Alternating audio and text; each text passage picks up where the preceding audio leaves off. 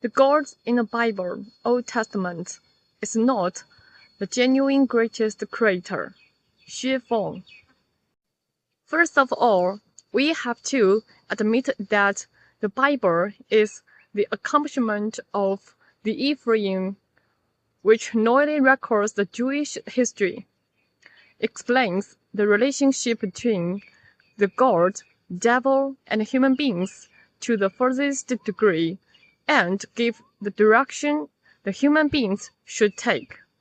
The Bible, the Koran, the Buddhist Scripture, and the Tao Te Ching are the eternal and effective trials and collections of human wisdom, teaching us how to behave and develop into the higher level of life space. In the beginning, God created the heavens and the earth. The first sentence in the Bible details the truth, but the things covered by the cassock may not be the holy things, and the people wearing the sacred cossack may not be the abbot. The problem with the Bible is that the God it introduces is not the genuine greatest creator. We have known that the greatest creator has the 8 features. The greatest creator is unique and exclusive, amorphous, neutral, mysterious, impartial, merciful, supremely powerful, and intelligent. The wisdom of the greatest creator is revealed through its creation of universe order, designing of life program, and knowing of the past and the future. Then, does the God in the Bible have the above-mentioned 8 features? Let's explain these with examples. The betrayal of Adam and Eve. According to the Genesis, Adam and Eve were instigated to eat the fruit on the wisdom tree forbidden by the God in the Bible. Because they have violated the order of the God in the Bible, they were repelled out of the Eden. It indicates that the God in the Bible is incompetent, improvident, and unjust. He's incompetent because he was a loser at the beginning. The first couple of humans he created betrayed him. So can we still say it is supreme powerful? Can we still believe in a person who often loses? The Great Flood had killed most of the human beings. What happened to them afterwards? They still wouldn't listen to his words. The Moses 10 commandments are actually the directives of the God in the Bible.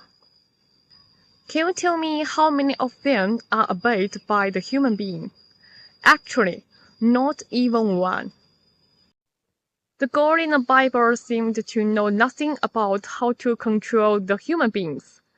The only measure it takes is to voice warnings and threats against the human beings. Thousands of years has passed. The human beings remain the same. Is there no means to control the human beings? Or is there some other force constraining this almighty God? If this is the case, is this God not sole or exclusive?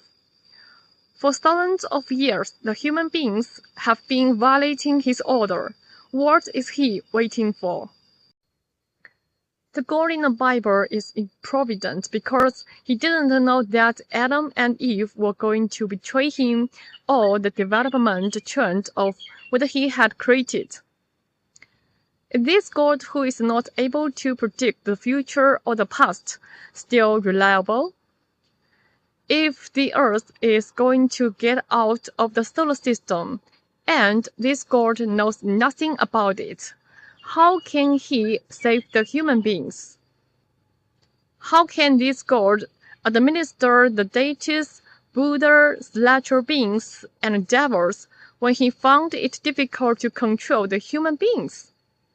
How can he manage the spacious universe? The God in the Bible is unjust because it cannot tell wrong from the right, and because it is unreasonable. Why would Adam and Eve betray the God in the Bible? There are three major reasons. First, the genetic structure of Adam and Eve had faults or was imperfect. The life created by this God was now its own constraint. This angered the God very much.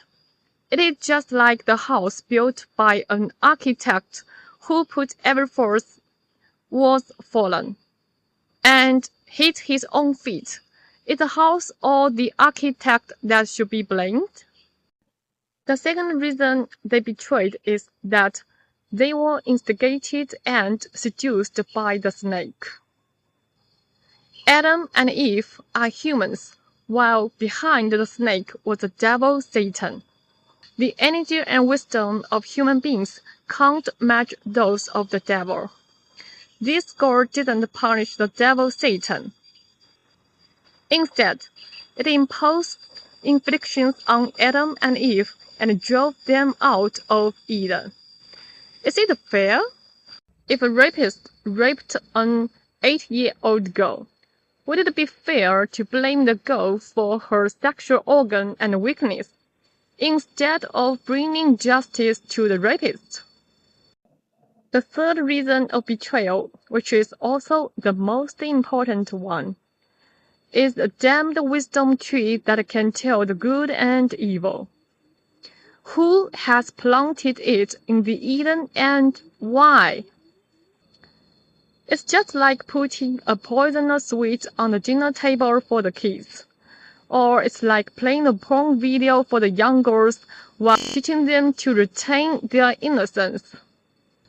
Would a moral person do such a thing?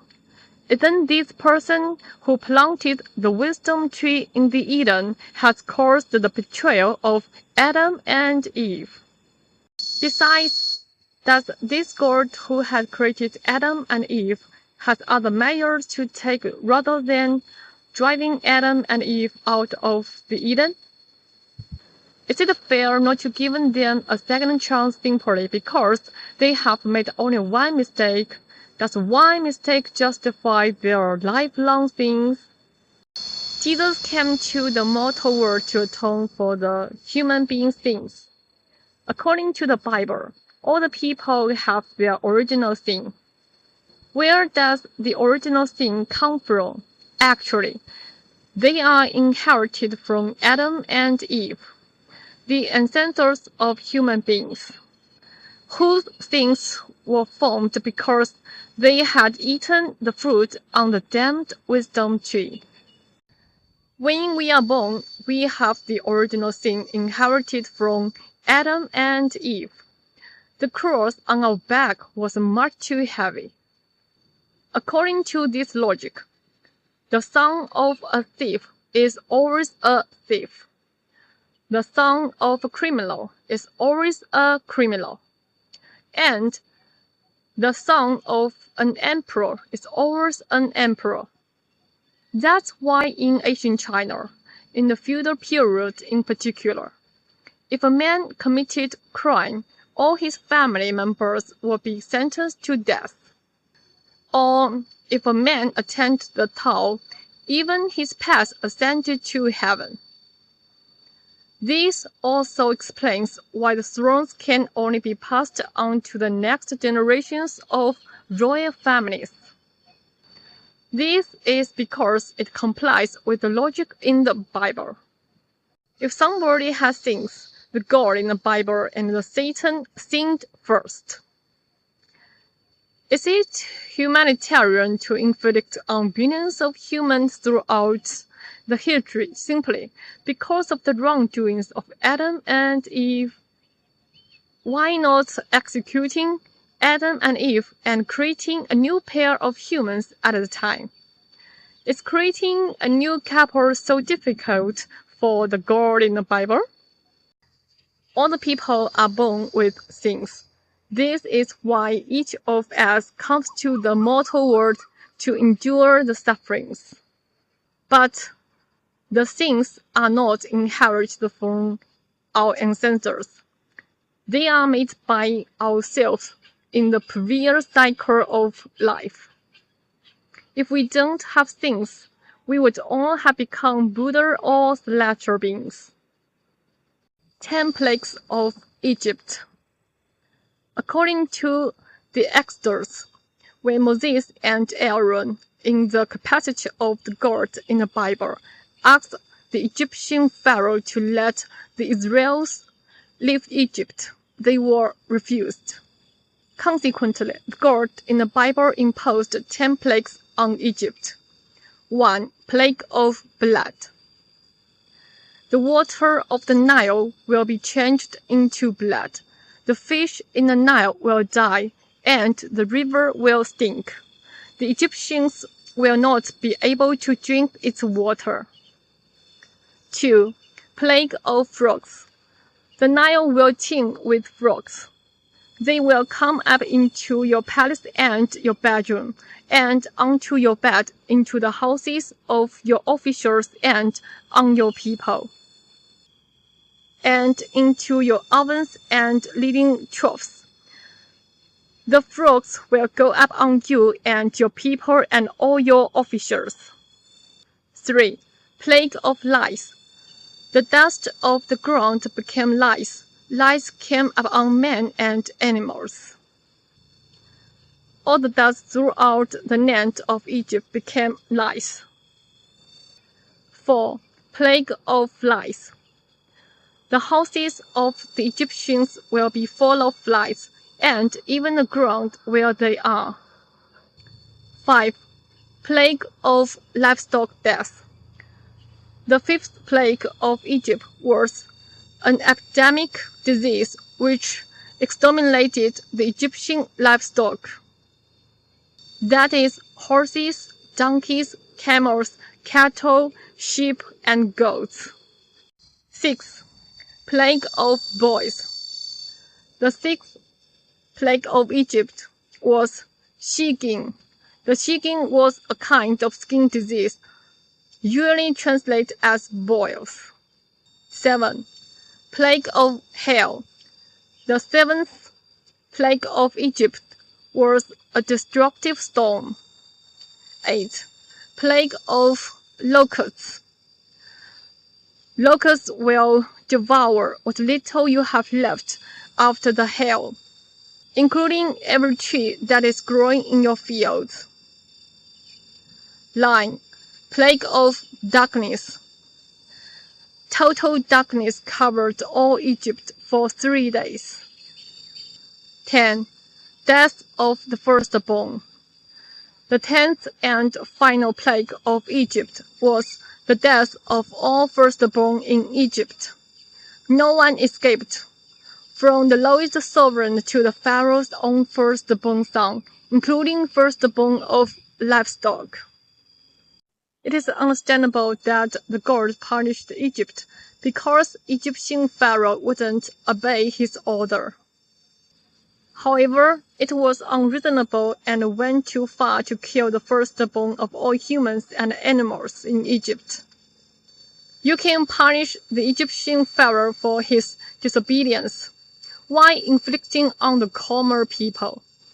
Even worse, the guard would kill the kids of the girl slaves working as donkeys in the lowest rank. Can we still say the guard behaving like this merciful? It was behaving without humanitarianism, just like a devil. Even more abominable, the Pharaoh of Egypt wouldn't let the Israelis live, mainly because the God had hardened the Pharaoh's heart. Before the 10 plagues came, the God in the Bible had done something. According to 7 verse 3 in the Exodus, Jehovah told Moses, "And I will harden Pharaoh's heart and multiply my signs and my wonders in the land of Egypt."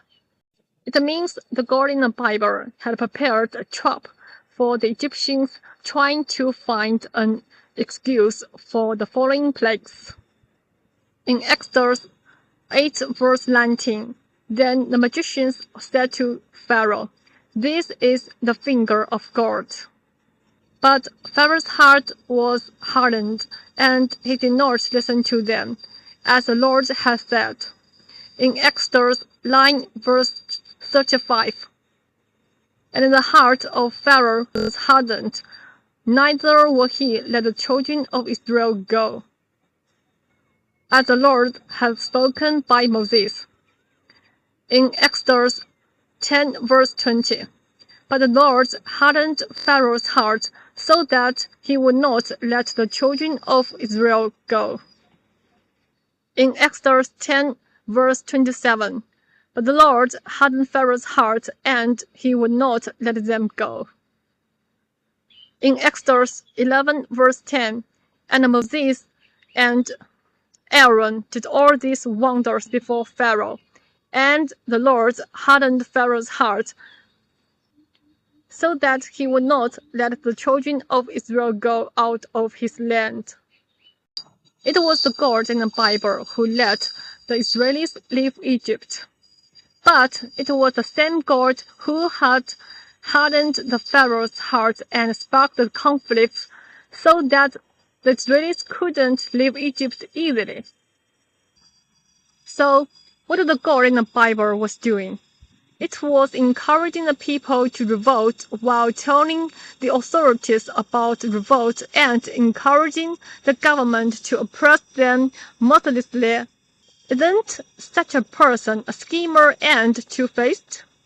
So, is this the image of the great creator? The Israelis are the people of the covenant. The Bible has the Old Testament and the New Testament. The part telling what happened before Jesus was born was called the Old Testament, and the part telling things after Jesus was born was the New Testament. The testament actually means agreement, covenant, and contract. The whole Bible is the agreement, covenant, and contract between the Israelis and the greatest creator. So here's a paradox. There were over 3,000 nations in the world, and why the God has established the testament with the Israelis? Does this mean the other nations are not the subjects of the God? If they are, why has the God only established the testament with the Israelis while neglecting all the other nations? If they are not, what's the origin of all the other nations? Are Adam and Eve only the ancestors of Israelis and not the other nations? The Israelis are created by the God. Does it mean the other nations are created by the devil? There are 1,656 years between the Genesis and the Great Flood. There are 857 years between the Great Flood and the Exodus. There are 396 years between the Exodus and the founding of the Israeli state. There are 510 years between the founding of the Israeli state and their captive to Babylon. There were 152 years between their imprisonment in Babylon and the establishment of Jerusalem. There are 450 years between the rebuilding of Jerusalem and the birth of Jesus. There are 2,003 years between the birth of Jesus and today. So, according to the Bible, the history of human beings is about 6,376 years. According to the Bible, there were only 8 people survived the great flood on the earth. They were the couple of Noah, their 3 sons and their wives. It means that 4,700 years ago, there was no one else living on the earth except for the Noah family. But this has brought some other questions. First, where do the American Indians come from?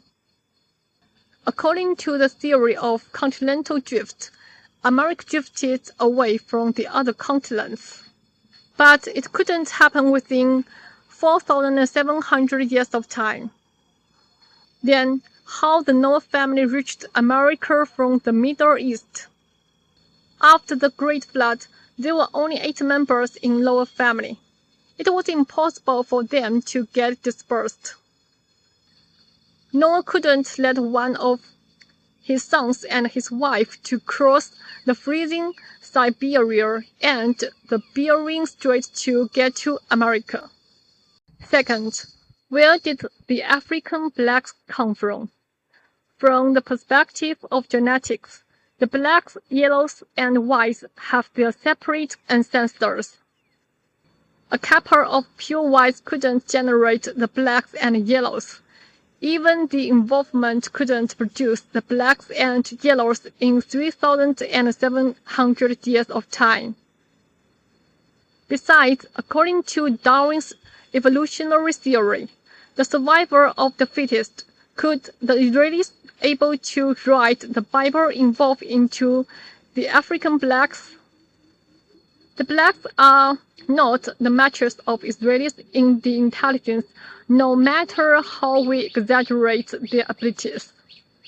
Now let's come to the Chinese nation. The first Chinese king was born about 4,600 years ago. The story of David's flood control happened about 4,200 years ago. It was impossible for the future generations of Noah to come to mainland China 100 years after the Great Flood. Even if they did it, how could they produce so many people who followed David to control the flood? Where does the Chinese nation come from? Are the flood controlled by David or just the Great Flood? From the perspective of the Bible, the biological evolutionary theory could never be accepted. But once we accepted the theory, it would deny the theory that the God created the human beings. But if we denied the evolutionary theory, there was no way to explain the origin of the blacks and yellows, and we can't say Adam and Eve are the common ancestors of all human beings. The story of Cain. The first child of Adam and Eve after they were driven out of the Eden was Cain, followed by Abel. And in process of time it came to pass that Cain brought of the fruit of the ground an offering unto the Lord. And Abel, he also brought of the firstlings of his flock and of the fat thereof. And the Lord had respect unto Abel and to his offering, but unto Cain and to his offering he had not respect. Out of jealousy, Cain killed his brother Abel. We want to ask the God in the Bible some questions. Why do you favor the offerings of Abel instead of those of Cain?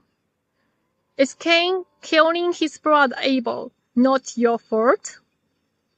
If you had never favored one of them, how could it arouse the jealousy of Cain? Why the people created by you had so many troubles? Adam and Eve wouldn't follow your orders, and their kids killed each other. As the God, you don't have the ability to solve these problems? Or is it what you have designed? Cain was a murderer and deserved the punishment, but you told Cain, therefore, whosoever slays Cain, vengeance shall be taken on him sevenfold. So what kind of the justice standard is it? It is hardly understandable not to levy the punishment on the criminal. But it is even more understandable to have revenge of sevenfold on those who would punish the criminal. Is it protecting the criminal?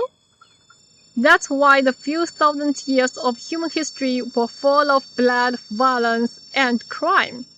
The God in the Bible has been protecting the criminals. Therefore, whosoever slays Cain, vengeance shall be taken on him sevenfold. Because Cain is the criminal, We can fully understand it as, therefore, whosoever slayeth the criminal, vengeance shall be taken on him sevenfold. We can conclude we had better become criminals because the criminals are protected and the good men are not. The good men have the risk of being revenged sevenfold. The prophet and the dream. In the Bible, there were a large number of prophets and dreams. The prophets are the representative of the God in the mortal world. They have unimaginable wisdom and power, which sink the average person with average wisdom into the mist. If someone says, I am a prophet, should we believe him or not?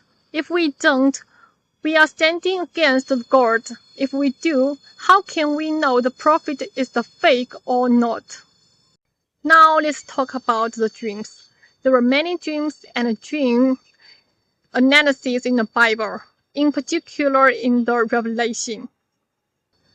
Of course, those who can analyze the dreams are all prophets, but they have also brought a lot of puzzles. First, had the prophet had the dream at all? No one could see his dream, and he could well compose some dreams and cheat us. If he really had the dream, was his analysis correct, or was he analyzing the dream on the reverse aspect? I want to ask the God in the Bible, in the Old Testament, you used to talk directly with the human beings. Then, why you stopped doing so later? Are the Adam and Eve on other planets also disobeying your orders? Why would you warn the human beings in the form of dreams? Why not tell us the truth directly? Don't you have the ability to do so? Don't you have time? Don't you have some secret sorrow? I can give many other examples to state that the God in the Bible does not have the features of being unique and exclusive, amorphous, neutral, mysterious, impartial, supremely powerful, merciful, and wise as genuine greatest creator has. So we can affirm that the God in the Bible is not the genuine greatest creator.